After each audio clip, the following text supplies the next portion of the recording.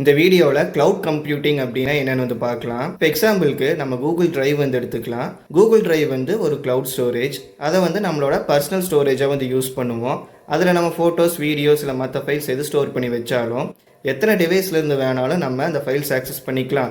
And அது மட்டும் இல்லாமல் எந்த லொக்கேஷனில் இருந்தாலும் நம்ம அந்த ஃபைல்ஸை ஆக்சஸ் வந்து பண்ண முடியும். அண்ட் இந்த மாதிரி ஒரு ஃபியூச்சர் வந்து சாஃப்ட்வேர் டெவலப் பண்ணுற எல்லா கம்பெனிஸ்க்குமே வந்து தேவைப்படும். அண்ட் வேறு ஸ்டோரேஜ் மட்டும் இல்லாமல் அது கூட அவங்க ப்ராடக்ட் டெவலப்மெண்ட்டுக்கு தேவைப்படுற டூல்ஸ் அண்ட் டெக்னாலஜிஸ் வந்து எல்லாமே அவைலபிளாக வந்து இருக்கணும். ஸோ இந்த மாதிரி cloud storage tools and technologies இருக்கிற மாதிரி ஒரு பிளாட்ஃபார்மை எல்லா கம்பெனிஸ்னாலையும் கிரியேட் பண்ண முடியாது.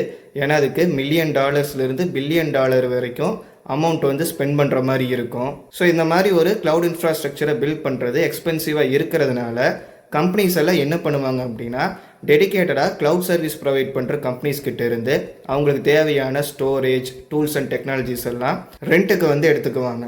ஸோ மந்த்லி எவ்வளோ யூஸ் பண்ணுறாங்களோ அதுக்கேற்ற மாதிரி பே பண்ணிக்குவாங்க. அண்டு எவ்வளோ இயர்ஸுக்கு யூஸ் பண்ணுறாங்களோ அது வரைக்கும் பே பண்ணால் போதும். அதை நம்ம பை பண்ணி வைக்கணுங்கிற அவசியம் கூட இருக்காது.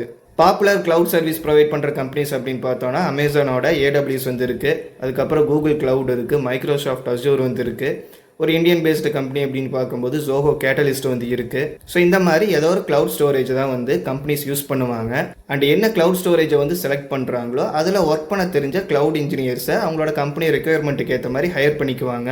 ஸோ இதனால் ரொம்ப காஸ்ட் எஃபெக்டிவான ஒரு கிளவுட் சிஸ்டமை வந்து எல்லா கம்பெனிஸ்னாலையும் அவங்களுக்கு செட் பண்ணிக்க முடியும். இப்போ எக்ஸாம்பிளுக்கு சொல்லணும் அப்படின்னு பார்த்தா நெட்ஃப்ளிக்ஸ் அப்படிங்கிற கம்பெனி வந்து எல்லாருமே கேள்விப்பட்டிருப்போம்.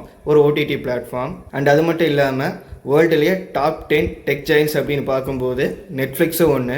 பட் அவங்களுக்கான கிளவுட் ஸ்டோரேஜை வந்து அவங்க ஓனாக க்ரியேட் பண்ணல. அதுக்கு பதிலாக AWS தான் வந்து அவங்களோட கிளவுட் சர்வீஸ்க்காக யூஸ் பண்ணிக்கிட்டு இருக்காங்க.